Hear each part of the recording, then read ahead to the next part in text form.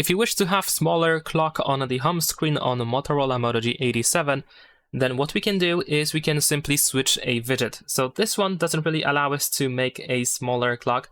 Maybe we can just move it to the side like that so it can take a little bit of less space. But in the case of size, I think it's still pretty similar and you probably are looking for something different. So first I'm gonna just remove this widget over here. And what we're gonna do is we're gonna use this clock app. This is the Google's clock app. We can press and hold our finger on this app, and then here we should be able to find the widgets option.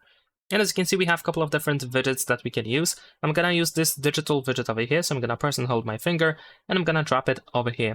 You can also choose the clock style, so in my case, I'm gonna choose the transparent one. And there we go, now this is how the clock looks like. And right now it takes the same space, the same amount of space as the previous one, but we can actually make it smaller.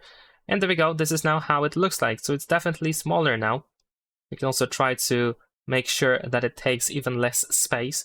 And there we go. So if you want to have a smaller clock on the lock screen, then this is what you can do. Leave a like and subscribe.